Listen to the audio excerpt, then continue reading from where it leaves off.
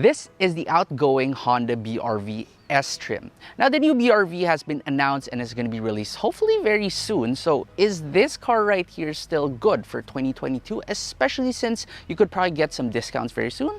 Let's find out. Let's start off with the exterior of this car. Is it still rather updated? Well, up front, it still looks rather similar to the current generation Honda CR-V. And although this car is really more based on a Honda Brio, the looks of it kind of gives you a little bit of that SUV vibe. You have some chrome on your grille, LED guide type DRLs, halogen headlights, and also halogen fog lights. Towards the side, you have a ground clearance of 201 millimeters, 16-inch rims, and these over fenders. What I like about this is that although it is technically an MPV, Honda is trying to go for the SUV look of it. So they even gave you some of these lines to just break up the monotonous look of most MPVs, and you even get a roof rail up top. Towards the back, you get LED guide type tail lamps, a BRV logo, and this light bar looking thing, but unfortunately this centerpiece does not light up.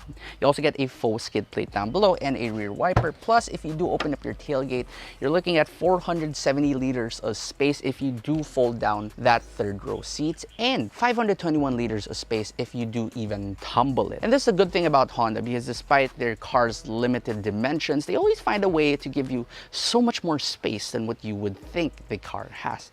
And since this is a quote-unquote SUV as well, you do even get a full-size spare tire with this one. Under the BRV is a very familiar engine. This is the same engine used in the previous generation Honda City. So this is a single overhead camshaft 1.5 liter naturally aspirated inline-4 gasoline engine, making 120 horsepower and 145 newton meters of torque. This is also mated to a CVT transmission, which is actually quite efficient because you can do around 9 kilometers per liter in the city and over 18.5 kilometers per liter on the highway. And now we enter inside the interior of the BRV and we check the door first.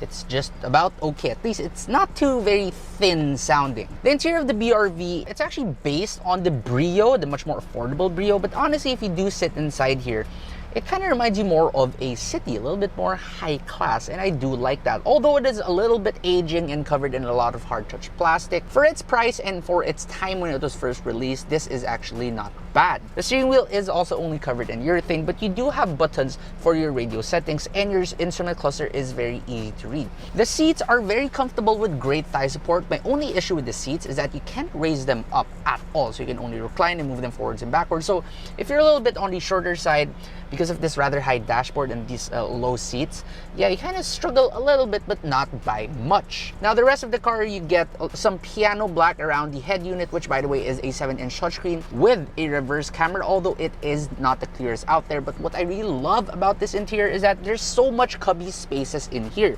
2 cup holders, bottle holders on either sides, and a couple of places to even put your phone over here and even over here down the middle. Your climate control, well, it's just a basic AC, but at least you do have digital displays. And as for features, you do get 2 airbags for the BRV, you get ABS with EBD, you also get Hill Start Assist, stability control, and you also get a 5-star ASEAN and NCAP rating.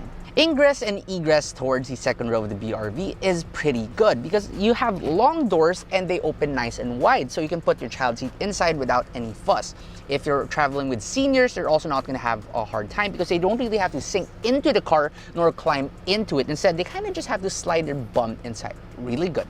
Now check the door back here, and it sounds better than the front. And back here, space is pretty good, both legroom and also headroom, but you don't really get that much toys back here. The seats themselves, they are pretty good and one of the best thigh supports in the class. There is no centered armrest, but you do get a map pocket only for the passenger side. Should you upgrade to the V trim, well, you're gonna get 2 map pockets, so at least Honda gives you the option for that. Up top is a basic aircon blower, and also if you do want to see 3 people back here, it is actually doable because although the car isn't really the widest, since everything is rather thin here, the door cards and all that, there is space for 3 people. As for the third row, believe it or not, despite this car's dimensions, you have more space back there than what you get with a Toyota Fortuner or even a Toyota Land Cruiser or a Nissan Patrol Royale, and you even get your own cup holders back there. So now we drive the outgoing Honda BRV. And I quite like the way this car drives because it does have class-leading power, and it really shows right here. Despite having a CVT transmission, it doesn't feel like you're driving an econo car in terms of power. There's just so much power, and the delivery of it is pretty smooth. Now, when you do step on this car, the CVT transmission is quite smart in such a way that it doesn't heavily rubber band, and it can easily simulate those gears for you, which means that your acceleration is pretty good, and it really doesn't feel like an MPV. If you drive this car, honestly, it feels like the previous generation Honda City, with the way it corners, the way it handles, the way it even tracks on the highway. It is pretty good. Now, not even just the previous generation Honda City, even if you compare this to the current generation Honda City, it can still keep up pretty decently. The suspension in the Honda BRV is also not bad. As an MPV, you would really expect comfort out of the car, and the BRV really delivers that. No matter if you go over a speed bump or pretty bad roads, it doesn't really translate that much of the vibrations and the harshness into the cabin. What does transmit into the cabin, though, is the vibrations of the engine. I'm not sure if it's limited to this particular test unit right here, because it is slightly old now, but there seems to be a little bit more engine rattle, a little bit more engine vibrations, and also some of that exhaust vibrations that does enter the cabin. But really, aside from that, it's rather straightforward with not much fuss. The steering feel in the BRV is also about what you would expect with an MPV, means that it is rather vague, but it is a really light, which means that if you're driving this in city streets, you're not gonna have a hard time of driving it. One thing that does slightly give the BRV an aging feel to it is the single overhead camshaft engine. Well, there is a lot of power with this engine, again, class leading. The problem with it is that you get a lot of kick out of it only low and midway through the RPM range. Rev this car a little bit more, especially if you put it in S mode, and yeah, the power starts to taper off over there.